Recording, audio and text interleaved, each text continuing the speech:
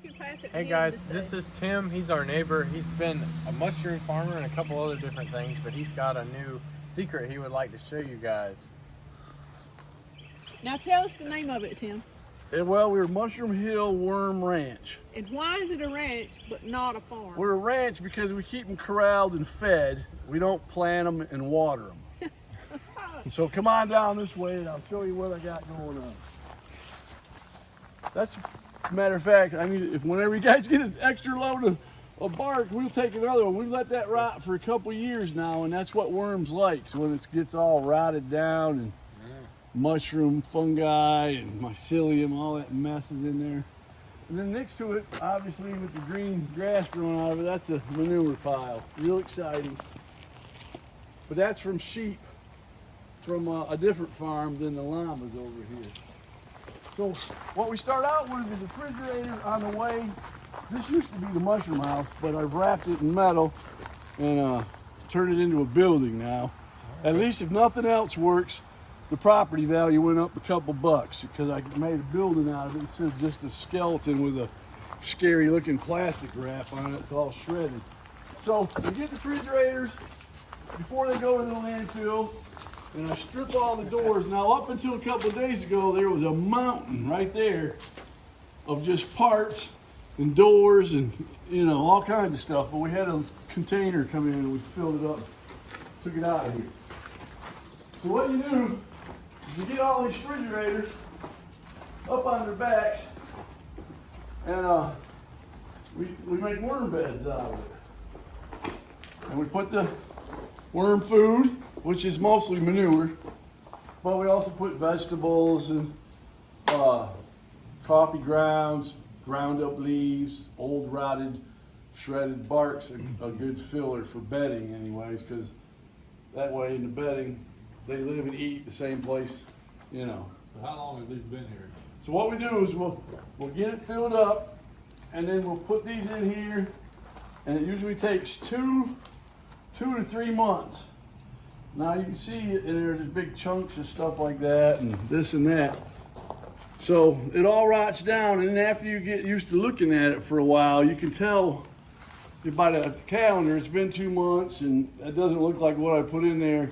And when you look real close, you can see little tiny black coffee ground looking things. Okay. That's when you know. So then the next thing you do is you test it. So we take a bucket of this and run it through the green vermiturd. Oh, look at it. Look at that. And that's a machine I built that sifts all this dirt out. And once we sift it out, if we get less than a 50% return on the black gold, the worm castings, then it's not ready. See, so we'll wait another week or two, test it again. Now I'm going to get a half a bucket, 3/4 of a bucket. I'm going to get 50 to 75% return on worm castings in this refrigerator. Then it's time, because then after that it gets too toxic, too much nitrogen, too much poo in there for the worms to be happy. And happy worms is what you want. Mm-hmm. I had a mutiny on me this winter. Uh-oh. It got cold, and I didn't have, I'm thinking, well, it's not that bad. They're refrigerators. It got cold, and I come in here, and I didn't have my wood stove going or my new heater going yet. And the worms were all crawling out. They were crawling up over the sides and down the sides and bailing out on me. I had a mutiny, and I didn't even know what was happening, so it taught me to keep the temperatures right in here from now on, because once you get them all collected, you don't want them leaving you.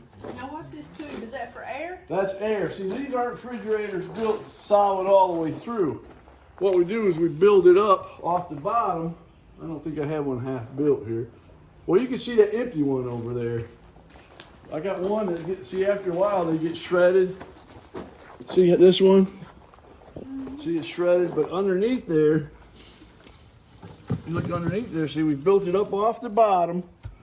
So you got to have air circulation, and then this is the vent that takes all that air that's under there and keeps it circulating. Mm-hmm. And that's how you got to do it, because if you don't do that, then it gets real muddy and icky, and the worms not happy again. They're not happy. So, So do you use the red wigglers type worms? we use composting worms. I guess they call them, but they're not. Some people say they're for fishing. These aren't fishing worms. These are like angel hair pasta is the spaghetti, little anorexic cousins that would be useless to put on a fishing hook. But they produce more worm castings than the other worms do, so that's why we like them. So then once it's time, I'll get in here with all these buckets, and it's time to start scooping. Now, naturally, you got to put some rubber gloves on because you're playing in poo, basically. But the thing is, now you've been to horse ranches, take a big sniff right now. Yep. Does it smell like we're in a room full of poo? Not at all, no. Like you do at a horse ranch? And it's very quiet too. That's why worms like it. They like it quiet and dark. So this is another reason it worked out. So then we get the buckets and we run them through this machine. And I'll show you a little sample of how it goes on here. All right. He said it's like the Yukon Gold people's. That's right. Yeah. You've been watching the gold shows, you know what I'm talking about. Now hang on.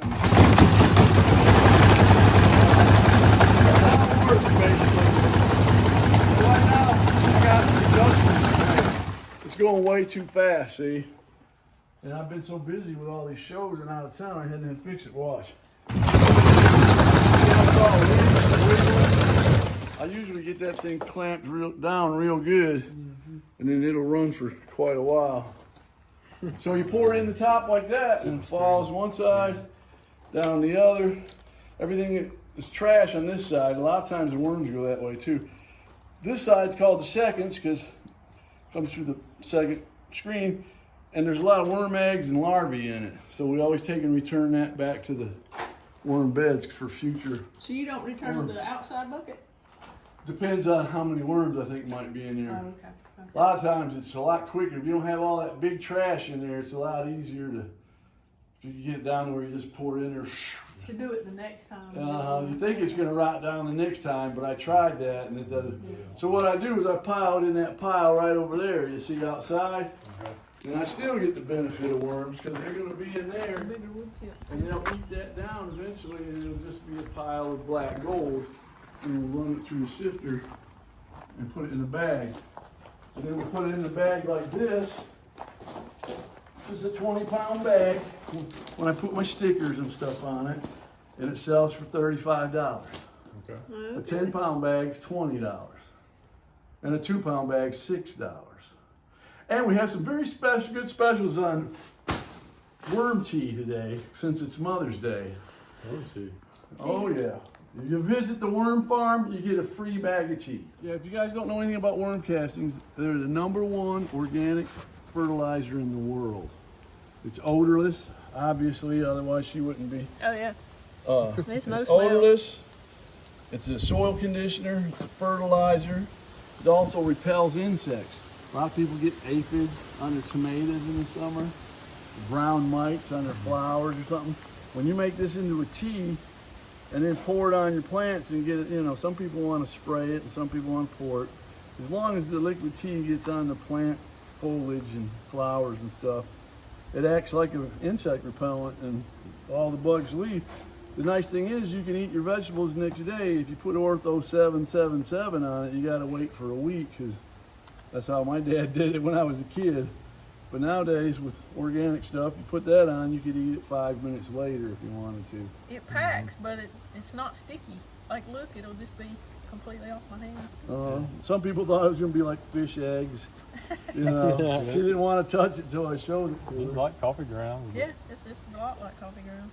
And so this stuff, yeah, it has a lot of. Now you ever go to the organic vegetable section in the grocery store and you've seen all those organic vegetables and you wonder how they get them looking that good without using any chemicals. What they do is they put it, the farmers will make a 500-gallon batch of worm tea and they pump it on it with their sprayers and stuff. And that's where I got the idea. All this all started clicking and going, hey, how come I haven't heard of it? How come the homeowners don't have any of it? Yeah. So I got the recipe narrowed down, and now we have our own Mushroom Hills worm tea. Comes in a nice little green bag, makes 5 gallons, costs about $8 a bag. We have it online at mushroomhillwormtea.com. Free shipping. So it's Online though, it is a little more expensive. it's too, a yeah. pest repellent But insect does it repellent. also fertilize? It also fertilizes. does both. Also a soil conditioner. Cool. And So it probably balances the pH if it's a problem as well. So here's a bag of the worm tea that he sells online. The tea bags work for plants to make odorless, all natural worm tea to help your plants thrive. And so each bag somehow makes 2.5 gallons. You mix it with water and you pour it on your plant, and it gets the worm castings to your plant a lot more effectively.